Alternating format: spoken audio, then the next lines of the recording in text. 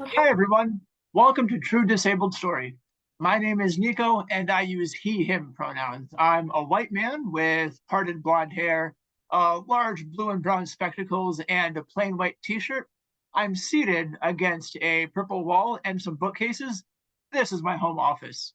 Like roughly 25% of Americans and a full 17% of Philadelphians, I'm disabled. And whether we look locally or nationally, disabled communities are full of dynamic, diverse, and frankly delightful people with their own stories to tell. All we have to do is listen. As many of you know, I was born with my disability. I've never known different, and I'll probably always be disabled. So I'm naturally curious about the diagnostic stories of my disabled brethren, disabled guys, disabled gals, disabled non-binary pals. Uh, so let's get into it. I'm lucky to be joined today by my friend Brian, and I can't wait to hear what Brian has to say. Hi, Brian. Thank you for joining. How are you doing? Um, I'm doing great, and it's great to be here. I cannot wait to share with you my story. All right, let's get into it. So, Brian, what was your path to diagnosis like? Was this, on one hand, like a surprise out of the blue, or was it something that maybe you were actively pursuing? Tell us that story. Well, to be fair, I had no choice in the matter. I was also born with my disability. So, like you, I have never known anything different. I have club feet and dislocated right hip dysplasia. So, my entire life has just been surgeries, treatments, hospitals. I basically lived in the hospital for the first maybe 5 years of my life, in and out of surgeries and seeking physical therapy and seeing different orthopedic surgeons just to see, how to level up my feet a little bit or whatever. And it's just, that's all there is. That's all I've ever known. So I gotta say that hospitals do bring me a little bit of trauma. So that's my path thus far. Alongside with my physical disability, I also have a mental disability as well. I'm diagnosed with depression, anxiety, OCD, and borderline personality disorder. I've been diagnosed for how long? My goodness. Um, 2019 to now is about 7 years, up to 5, 6, something like that. Math is not my strong suit. I am an English major. So about 6, 7 years now, and it's been a roller coaster because that one I was not born with. I did not have time to process it as long as I did with my physical disability because I'm 23 years old now. So I've had more than 2 decades to learn my physical disability, but my mental disability is a totally new thing still 7 years later. And it's been a roller coaster learning how it works, how my brain works, um, in difference to everybody else's. Thanks. I really appreciate that. Yeah, as two people who are born with their disabilities, I've really enjoyed hearing how people have like worked with their disability or been at different stages of acceptance about it at different points in their life. I really love the full picture you've painted for us so far. In your answer, I can clearly understand the differences that you've experienced being born with some physical disabilities and then later on coming to understand that you have mental illness as well. And Mm-hmm. there's some push and pull with that. I want to give you a bit more space here, Brian, with my second question. So, what have the impact of your diagnosis been like? And you can take this, in your personal life, academically, professionally, or whatever. But yeah, I mean, no one just exists at school or just exists at work. So, I want to give you more space to give us that 360. So growing up, I've always known that I was different, obviously, because I didn't walk like the normal people per se. So it was always pointed out. At school, I was very fortunate to be accommodated by all my teachers and the office workers, and they totally understood all the way through elementary, through high school. and now college, which is not what every disabled student can say, unfortunately. And I know quite a little bit about that, but me myself, I have been fortunate with the accommodations that everyone has provided for me. With work, I'm a filmmaker, so that's a lot of exploring different terrains, different areas, different sets.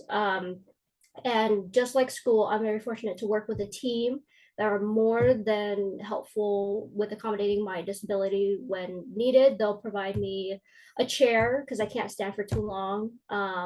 Or if they know the terrain is a little rough, they'll make sure they have a car take me up and down the terrain. And there's always a cane on set in case I forget mine. It has happened more than once, so now it's an occurrence. And on top of that, it's just so nice to be surrounded with people who are open-minded, and to show that it is not that way with everybody, with the way of thinking where everybody is like, I can't do this, it's a little hard for me to help you with this because it doesn't convenience me. That's not what I need. I need you to convenience me. And it's just great to have such a supportive circle that I have not known the other side of it. But that does not mean that I'm also blind to it, because I have a lot of friends in the disabled community, and I know exactly how hard it is on the other side of the wall where people are not as accommodating, and it just honestly sucks.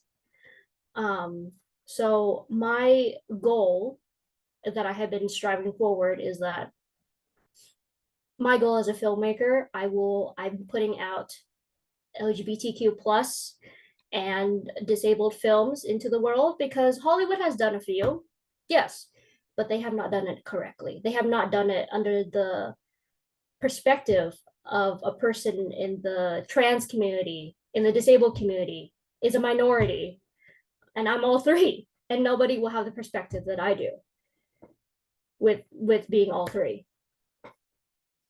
Thank you for giving that perspective. I really respect that you're speaking truth to power, to use a cliche, in your filmmaking.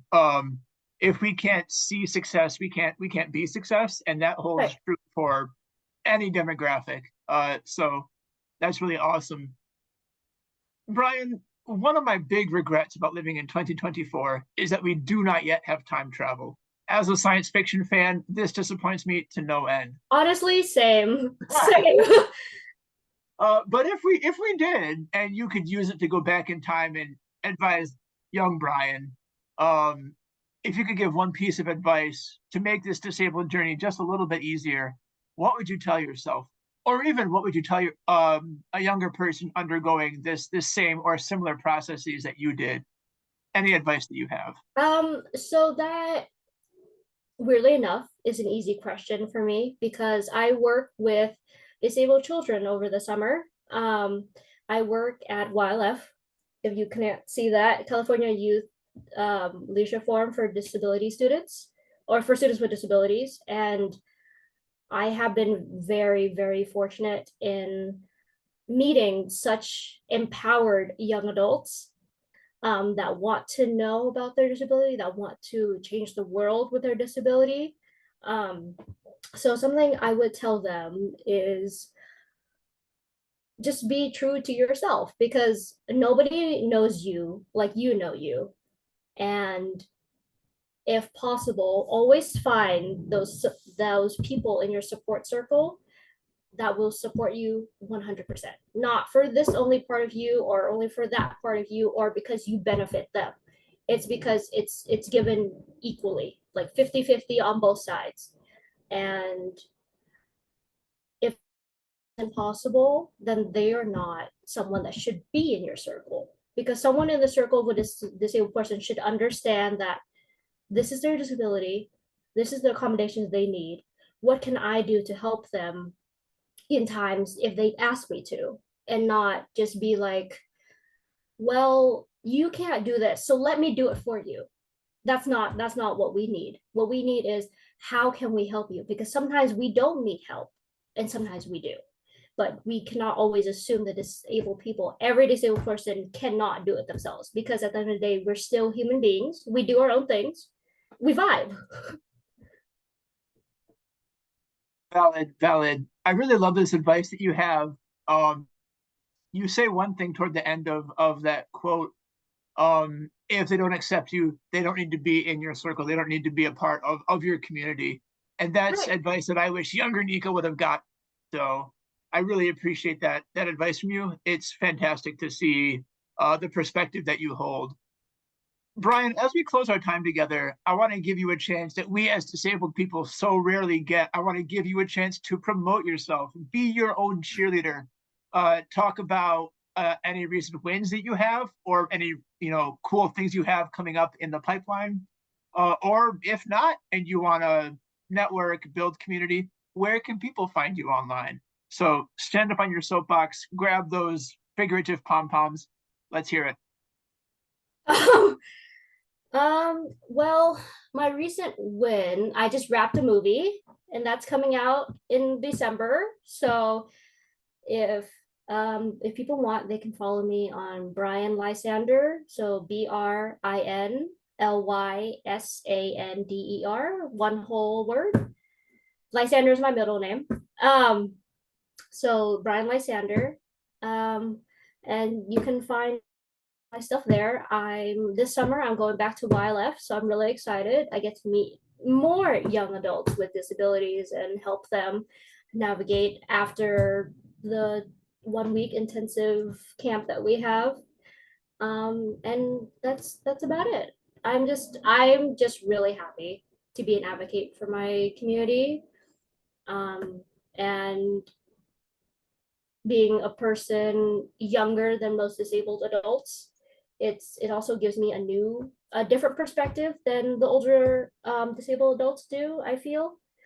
But other than that, that's about it. And you can find me on Instagram at Brian Lysander. So